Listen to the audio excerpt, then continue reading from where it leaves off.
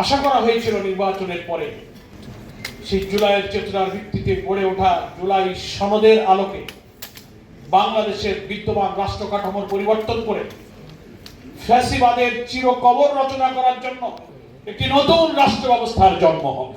থেকে সকলকে আন্তরিক শুভেচ্ছা, মোবারকবাদ এবং স্বাগত জানাচ্ছি। জুলাই শহীদ স্মৃতি ফাউন্ডেশনের এই আয়োজনকে আমি অভিনন্দন জানাই এবং তার শুভকামনা করছি। আমি খুব দুঃখিত, এই জুলাই 36 দিনের কর্মসূচির একটি গুরুত্বপূর্ণ অনুষ্ঠান আছে গাজীপুরে, সেখানে আমার প্রধান অতিথি হিসেবে উপস্থিত থাকার কথা ছিল 4:30টায়। সে কারণে অনুষ্ঠানের কিছুটা ধারাবাহিকতা সম্ভবত একটু ক্ষতিগ্রস্ত করে আমাকে আগেই কথা বলার সুযোগ দেওয়া হয়েছে। সেজন্য আমি আয়োজকদের প্রতি যেমন কৃতজ্ঞ, সকলের প্রতি আমি আন্তরিকভাবে দুঃখ প্রকাশ করছি। খুব সংক্ষেপে দুটো কথা দেশের একজন নাগরিক হিসেবে, জুলাইয়ের একজন যোদ্ধা হিসেবে আমি আমার বিবেকের দংশনে যা আমাকে দংশিত করে সেই দুটো কথা আমি আজকের এই আয়োজনে বলতে চাই। আজকের এই প্রকাশনা অনুষ্ঠান জুলাই শহীদ স্মৃতি ফাউন্ডেশন অডিও ভিডিও নানান ধরনের কালচারাল প্রোগ্রাম যেমন প্রয়োজন, জুলাইয়ের চেতনা, জুলাইয়ের স্মৃতি, জুলাইয়ের মূল্যবোধ, জুলাইয়ের দর্শন সবকিছুকে ধারণ করতে এটা যেমন প্রয়োজন, এটাই শুধু যথেষ্ট নয়। এবং জুলাই স্মৃতি ফাউন্ডেশনের যিনি প্রধান নির্বাহী, তার সূচনা বক্তব্যে যে বক্তব্য দিয়েছেন তার মধ্যে কিছু বেদনার সুর আছে, কিছু নিরাশা হতাশার সুর আছে। আমি তাই অনুভূতির সাথে একাত্ম হয়ে বলতে চাই, জুলাই বিপ্লবের পর ত্রয়োদশ জাতীয় সংসদ নির্বাচনে কোটি কোটি মানুষের স্বপ্নের বাংলাদেশ গড়ার যে আকাঙ্ক্ষা বুকে নিয়ে আমাদের সন্তানেরা, ভাইয়েরা, মেয়েরা, মায়েরা জীবন দিয়েছিলেন, আশা করা হয়েছিল নির্বাচনের পরে সেই জুলাইয়ের চেতনার ভিত্তিতে গড়ে ওঠা জুলাই সনদের আলোকে বাংলাদেশের বিদ্যমান রাষ্ট্র কাঠামোর পরিবর্তন করে ফ্যাসিবাদের চিরকবর রচনা করার জন্য একটি নতুন রাষ্ট্র ব্যবস্থার জন্ম হবে।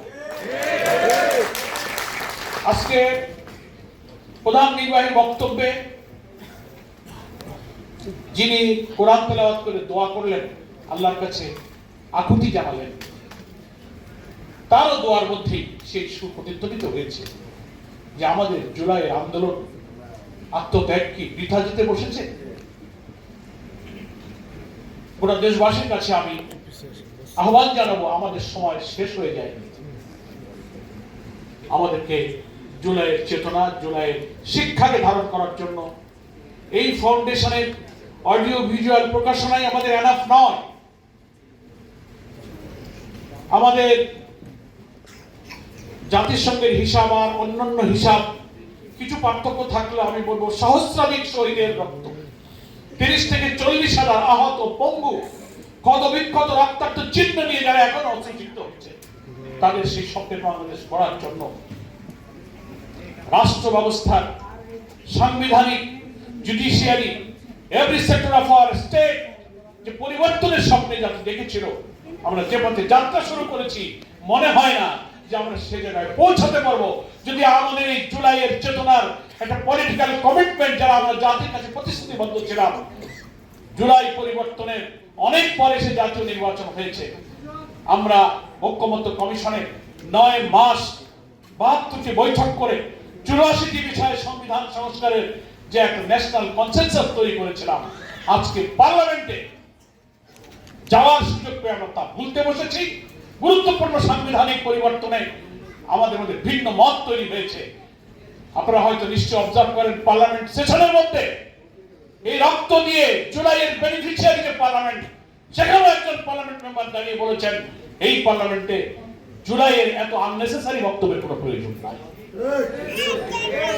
জুলাই নিয়ে এত আননেসেসারি কথা বলার কি প্রয়োজন? That was recorded. সেজন্য আমি দীর্ঘ বক্তব্য রাখবো না।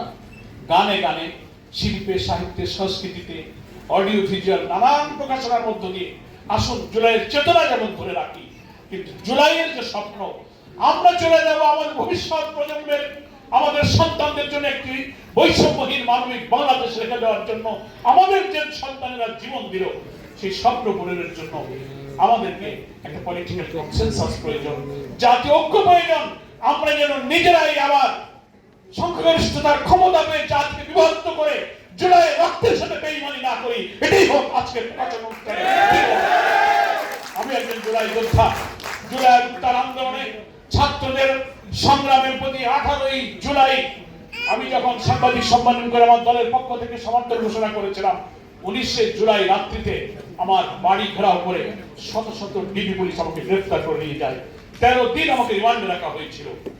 স্বৈরাচারী ফ্যাসিবাদের দোষর সে হাসিনা যেদিন দেশ থেকে পালিয়ে গেল তারপর আমি মুক্তি পেয়েছি।